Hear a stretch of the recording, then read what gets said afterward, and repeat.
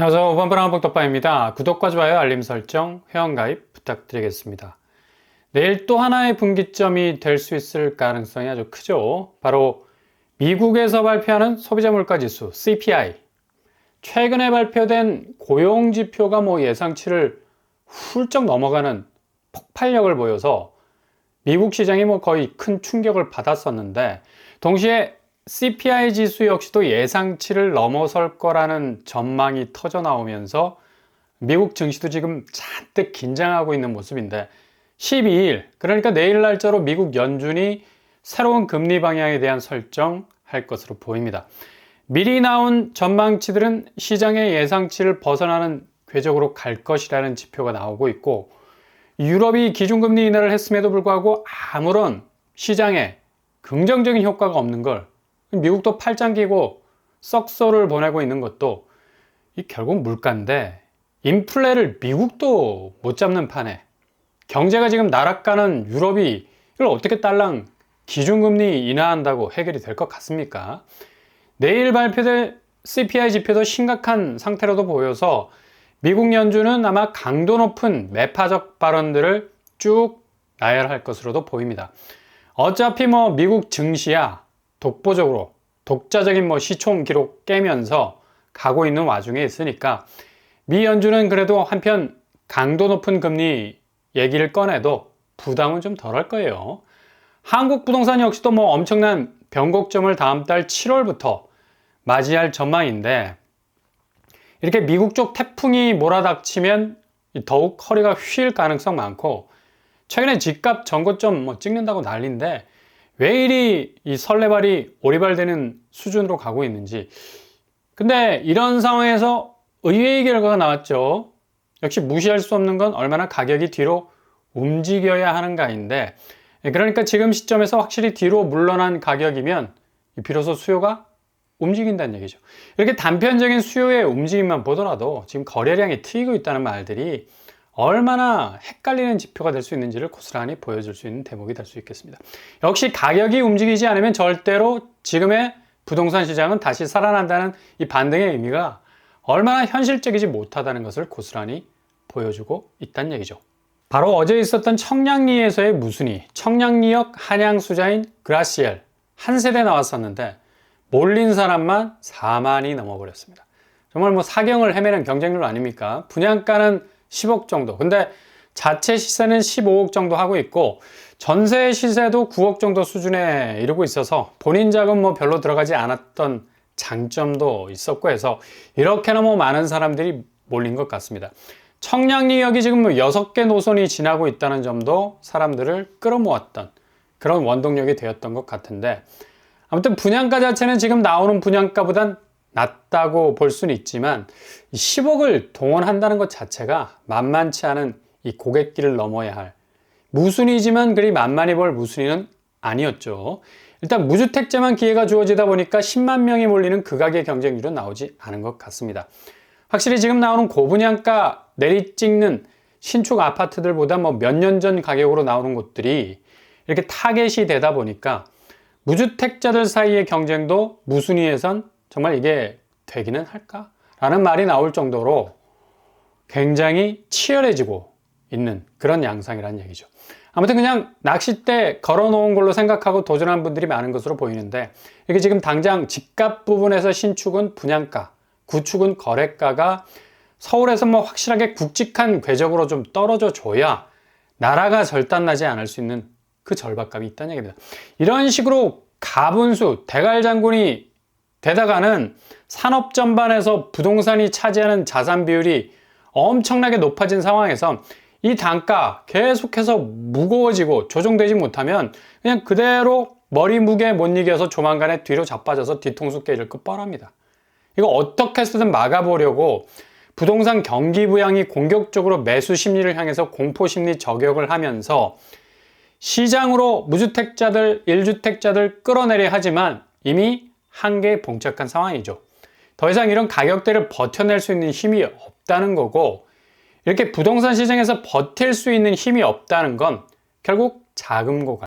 개인은 고물가로 인해서 실질 소득이 계속해서 감소하는 추세로 가고 있고, 기업은 실적 부진으로 수익률이 떨어지니까 사업성이 고갈될 수밖에 없는 진퇴양난이죠. 하반기 7월부터 당장 어떤 부동산 지형도가 펼쳐질지는 불을 보듯 뻔합니다. 근데 여전히 서울은 계속되는 펌프질의 중심에 있어요. 어제 특공을 마무리 지은 강변역 센트럴 아이파크, 지난주에 있었던 같은 브랜드였던 서대문 아이파크는 거의 나락가는 경쟁률이었죠. 계약률이 저조할 것으로 보여서 무순위로 나올 가능성도 점쳐지는 가운데 구의역 역세권 아파트라 해서 입지면에서 바로 옆이 롯데캐슬 이스트폴이 버틴다 해서 사람들 한번 몰린 거 보세요. 여기 분양가가 비강남권임에도 불구하고 거의 13억에 육박하고 있죠. 그래도 주변 시세보다는 조금은 저렴하다는 이유로 특공 경쟁률이 263대 1을 찍었습니다. 아마도 올해 서울에서 분양한 특공 경쟁률 중에는 제일 세게 나온 수치가 아닌가라는 평가를 해볼 수 있는데, 한양 연립 가로주택 정비사업. 예전에는 가로주택 정비사업 단지들이 가격이 분상제에 딱 붙어 있어서 정말 주변 시세 대비 반값으로 나오는 경우 많았었는데, 그 시절은 이미 그냥 대단원의 막을 내린 거고, 이렇게 13억대로 나오는 고분양가 시대에 첫 발을 뗀 건데, 분양 참사라는 말이 난무하는 가운데 정말 엄청난 선방을 한 것으로 보입니다. 일단 여기도 초반에 언급한 청량리, 한양, 수자인처럼 주변 시세 대비 그래도 13억이라는 가격이지만 저렴하다는 것. 레미안 프리미어 팔리스가 14억 정도 하니까 그렇게 크게 갭이 나진 않지만 그래도 일단 주변 시세보다 낮은 분양가라는 사실이 꽂힌 것 같습니다. 정말 이거 상전벽해죠. 뽕나무밭이 변해서 바다가 된 건데, 아니 분양가가 주변 시세보다 싸야지. 이게 정상 아닙니까? 이건 너무나 당연한 건데, 이게 이제는 거꾸로 돼가지고 분양가가 주변 시세보다 엄청나게 치고 올라오는 모습을 계속적으로 재현을 하니까 이제 내리 속에 분양가가 주변 시세보다 싸면 그래도 가격적으로 경쟁력이 있다라는 그 착시 현상을 주는 겁니다. 그래서 최근의 분양들은 잘 걸러서 들여다 보셔야 한다는 얘기죠. 아무튼 강변 센트럴 아이파크는 1순위도 터지지 않을까 전망을 해볼 수도 있겠습니다. 6월 11일 오늘 날짜로 마감인데, 이런 기저의 분양가 착시 현상도 있어서 입지도 다리 하나만 건너면 서울 여주와 연접될 수 있는 포인트 벽지 같은 입지라서 젊은 층에서 많은 관심을 보일 것으로 예상이 됩니다. 이 가점이 높은 분들이 통장을 예리하게 던질 것으로도 보이고, 그런데 이렇게 서울 일부에서 나타나는 분양 성공은 앞으로 이 신축 시장이 얼마나 황폐화 될지를 고스란히 보여주는 샘플링이 될 수도 있습니다. 왜냐? 같은 날 분양했던 수도권 지방 아파트들은 그냥 거의 다 죽었다 말해도 관이 아닐 정도로 처참 그 자체죠. 이렇게 부동산 시장이 특정한 파이만 파고 들어가서 먹는 상황이 발생을 하면 결국 다 죽을 수밖에 없는 생태계가 만들어질 수밖에 없는 겁니다.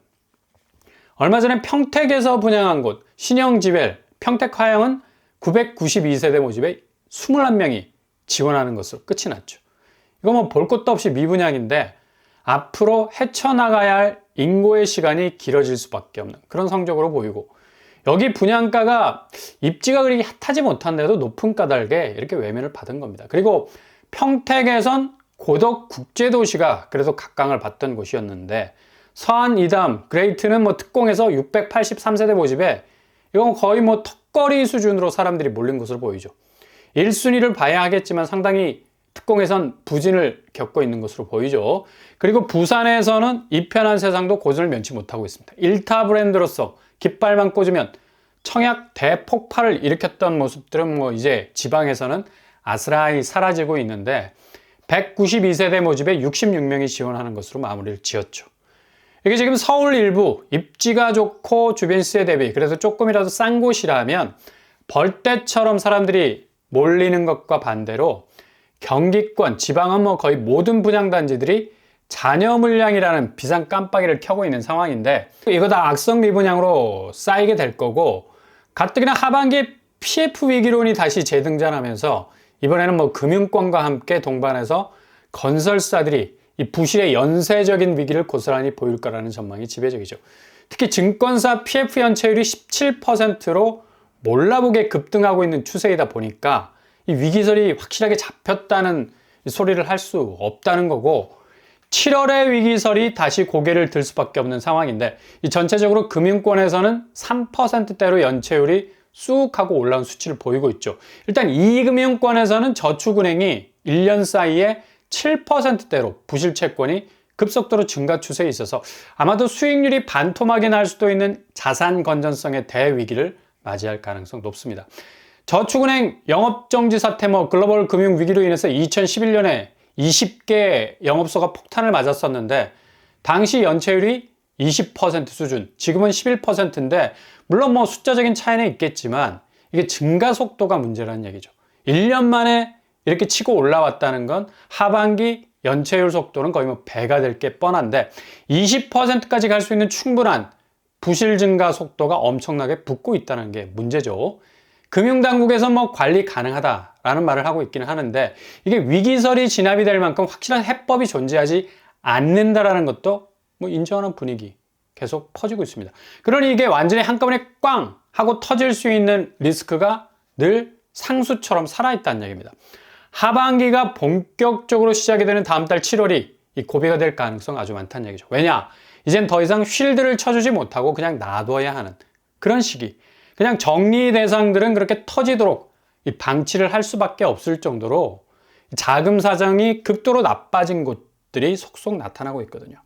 저축은행이 2011년 당시 자금 경색이 일어나면서 NPL, 그러니까 부실 채권을 뜻하죠. 구조조정이 되어버리는 사업장이 10% 이상이 돼도 여기서 쏟아져 나오는 부실 채권들 헐값으로 넘기게 되는 건데 지금 부실 채권 증가 추세만 봐도 2022년도에 28조 수준이었는데 2023년도는 43조로 급증을 하고 있는 걸 볼 수가 있어요. 지금 경제 상황이 극도로 발표되는 지표와 달리 아주 안 좋다는 게 이렇게 쏟아지는 부실 채권만 봐도 딱 한눈에 알 수 있는데 한마디로 스캔이 되지 않습니까? 자금 경색이라는 렉이 걸려서 기업이 담보로 제공한 부동산이 그냥 넘어가는 바람에 그대로 헐값에 매각이 되는 수순으로 가면 올해 8조 원 정도로 더 확대가 될 것으로 전망을 하고 있습니다. 하반기 7월부터 이런 정리가 시작이 된다는 것도 이게 지금 한국 경제의 기저에서 자금이 제대로 돌지 않는다는 이 명확한 징후인데도 부동산이 공급망에서 PF로 불화살 맞고 죽어가는데 부동산 집값으로 다시 불을 지피고 있는 것도 이 진짜 세계 유례에서 찾아볼 수 없는 정말 이상한 시장인데 다른 행보 보이는 이런 나라 흔하지 않을 거예요. 뻔히 자금 시장이 거의 나자빠지고 있는 상황에서 자금이라고는 꼴랑 정책 대출 물고 들어온 수요가 전부인데 이게 마치 부동산 대세 상승이라는 몰아붙이는 것도 얼마나 그냥 살짝 고개를 돌려봐도 공급망이 절단나고 있으면서 자금난으로 기업이 무너질 판인데 여전히 신고가를 찍고 전고점을 찍었다는 소식들이 얼마나 사람들을 헷갈리게 하는 소식들인지는 너무나 분명하게 보이는 야로입니다. 야로에 아차하고 호구 멱살 잡히기 딱 좋은 때가 바로 지금 같은 시기란 얘기죠. 조심하셔야 돼요.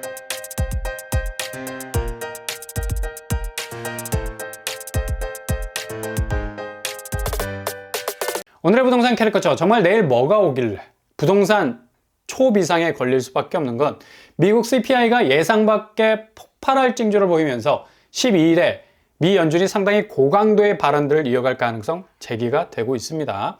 이게 지금 미국도 경제 호황을 맞이하고 있지만 물가를 잡지 못해서 애를 먹고 있어요.